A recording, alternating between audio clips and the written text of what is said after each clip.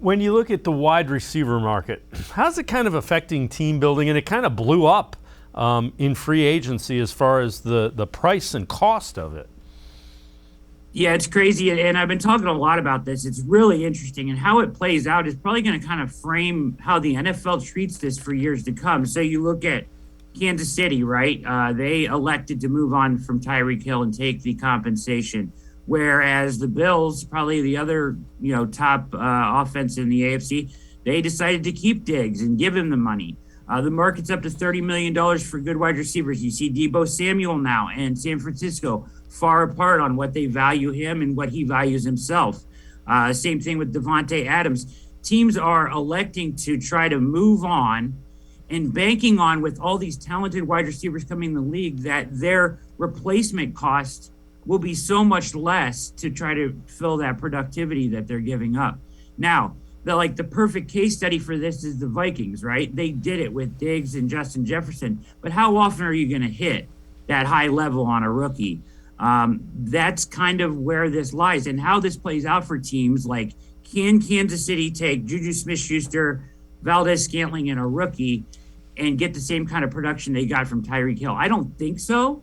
But that's what they're going to try to do. And how that plays out will shape how teams are going to build their teams from here on going forward. And especially in this draft, I think you could see a run on wide receivers early, because how much more valuable is a wide receiver, a good wide receiver, on a rookie deal versus a guy that needs $30 million on a second contract now? Having those guys on rookie deals is gold right now, Dave.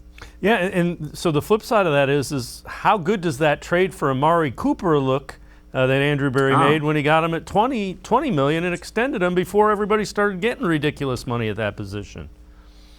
Absolutely. It looks great now. And, where would the Browns be without that move, right? Seriously.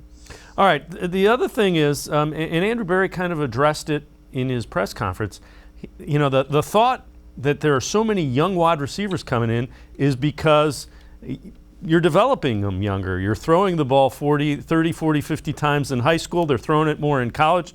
So the and he even mentioned, younger kids are playing flag football. So you've got the skill set being developed throughout the entire breadth of their, football careers before they even get to college. And it was very interesting to hear Andrew Berry talk about how wide receivers have developed the last 15, 20 years.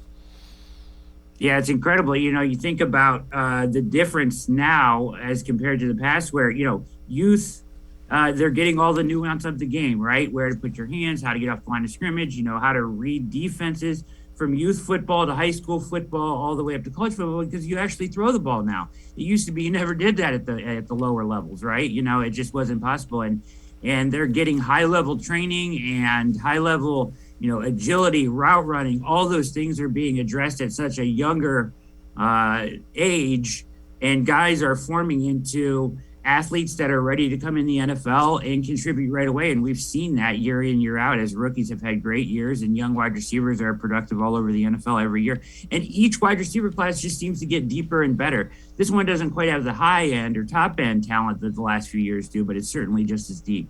And you always have guys in the second, even the middle of the second round that blossom into superstar wide receivers. So it'll be interesting.